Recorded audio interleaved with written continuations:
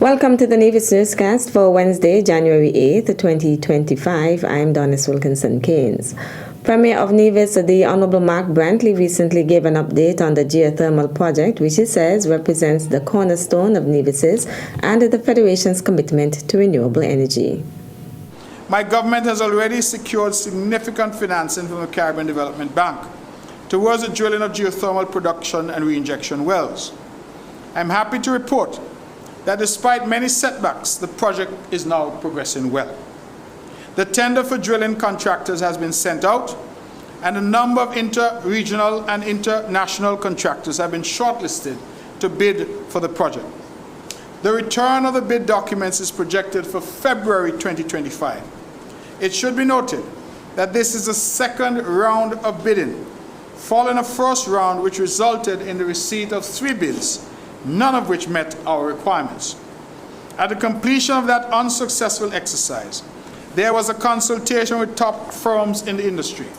Following that exercise, there was a revision of the bidding document to address issues raised during that consultation. He also outlined the subsequent stages in the geothermal development process. The next steps, Madam President, will include site visits by prospective bidders, scheduling pre-bid meetings with shortlisted firms in January to address any further queries or concerns, return of bid documents in February 2025, evaluation of those bids, and approval of a selected firm, immediately followed by the execution of the contract with the successful bidders, and finally, the commencement, long-awaited commencement of the drilling process. The final timelines in relation to the above list of activities will no doubt depend on the number and quality of bids received. The design of the geothermal power plant will also depend on the outcome of the drilling program. However, we will be requesting expressions of interest from suitable firms during the first quarter of the new fiscal year to begin to sensitize them about this project. Financing towards the construction of the power plant and overall grid upgrades is already being sourced from the CDB, the Inter-American Development Bank, IDB, and the Green Climate Fund, GCF, with whom I met recently here in Nevis. It is expected that the plant will be developed based on a private-public partnership. Premier Brantley is the Minister of Public Utilities and Energy in the Nevis Island Administration. Nevis's Flamboyant Nursing Home is set to benefit from a project aimed at enhancing health infrastructure and resilience in 9 members of the Organization of Eastern Caribbean States, OECS. The project will address critical gaps in health infrastructure, focusing on priority areas specific to each nation's needs. In 2025, we anticipate the installation of a solar photovoltaic system project funded by direct relief through the OECS, and this seeks to provide green energy for the Flamboyant Nursing Home. Now, this grant came out of, it was a conference that I would have attended last year, myself and Ms. Erin Hanley. We attended that conference in Puerto Rico, hosted by Direct Relief.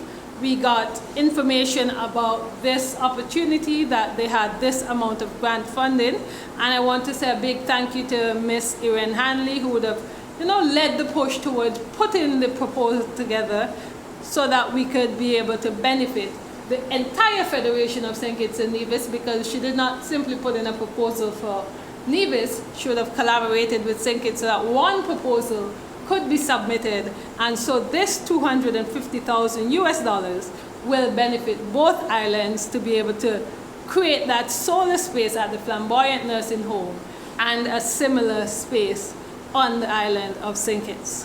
The Honorable Janet Nisbet, Minister of Health in the Nevis Island Administration, through a grant agreement with the OECS Commission, humanitarian aid organization Direct Relief has committed a total of $3 million US to fund the project. Still to come, Eastern Caribbean Supreme Court to commence new law year with traditional ceremonial opening. The details after this break. Your Horsford's ValueMart IGA holiday specials from November 28th through December 11th. Now our Value Club Blue Tag specials. Essential Everyday Cooking Oil sprays, just $9.99. Essential Everyday Vinegar, $13.99. Chaborn yogurt, $5.69. Essential Everyday Fries, $14.99.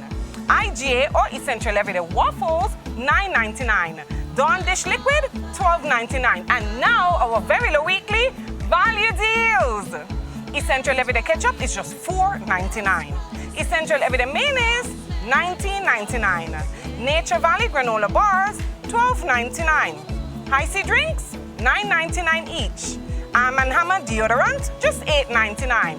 Extra Liquid Detergent, just $12.99. Shop Smart, Shop Value Mart. Sea listo y haga sus compras aquí en Value Mart. Welcome back.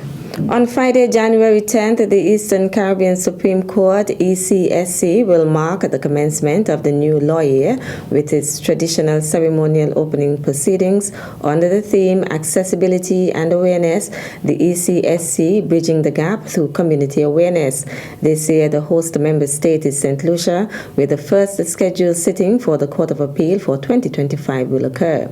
The ceremonial opening in St. Christopher and Nevis will commence with a church service at the St. Paul's Anglican Church in Nevis at 8 a.m., followed by the procession to the Theodore L. Hobson KC Court Building, where the inspection of the guard will be conducted, followed by the special sitting of the court, which will commence at 9:30 a.m. There will be one special sitting throughout the 9 member states and territories. Acting Chief Justice, His Lordship, the Honorable Mario Michel, will deliver the feature address, appearing live from St. Lucia, along with the Attorney General of St. Lucia. The other speakers from the various member states and the territories of the Eastern Caribbean, including Michelle O'Brien of St. Christopher and Nevis, will speak via the Zoom platform.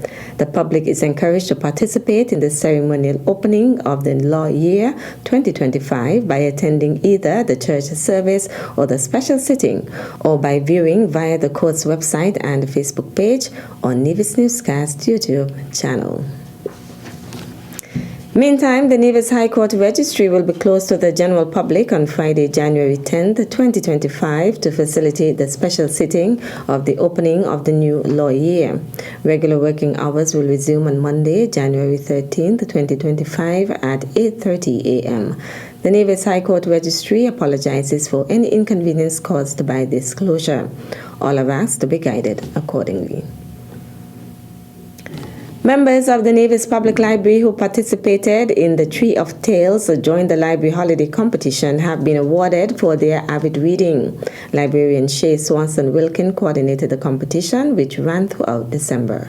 So we asked our participants to use the library space to read books. There was a log given for these books to be entered into, and for each completed book, the children would in turn create an ornament, as you can see on our loaded Christmas tree, and they were asked to exhibit their creativity as well. In each category, we looked for winners who read the most books, and they will be rewarded. And also in the age category for the best decorated ornament. In the 3 to 5 years category, Zion Clark was recognized for reading 15 books. In the 6 to 8 years category, Showawa Swaminathan for reading 23 books. In the 9 to 12 years category, Advait Swaminathan for reading 22 books. In the 12 to 16 years category, Sapphira Durand for reading 6 books. And in the 17 years and older category, Talia Phillip for reading 6 books. All of the other participants in the competition also received a gift. Anastasia Paris Morton, Chief Librarian, and Zanella Claxton, Permanent Secretary in the Ministry of Education and Library Services, made the presentations. I want to join Mrs. Wilkin and Mrs. Morton and the entire team at the Nevis Public Library in commending all of you, boys and girls and all of you parents for participating in the inaugural Tales of the Christmas Tree. And I also want to encourage you to continue reading, because once again, reading books and reading, they open doors for so many different avenues. And so we want to encourage you to continue in this practice. I want to commend you for going above and beyond and for coming out on top this round. And I want to encourage you to participate in any other activity which may be launched during this 2025 cycle here at the Nevis Public Library. Prizes were also awarded for the best decorated ornaments. Ritika Sahu in the 3 to 5 years category, Jalil Jones in the 6 to 8 years category, as well as Kiara Warner, who received an honorary mention for her ornament, Sapphira Durand in the 12 to 16 years category, and Shannon Morton in the 17 years and older category. That's it for this edition of the Nevis Newscast. On behalf of all of us here at the Department of Information, thank you for viewing.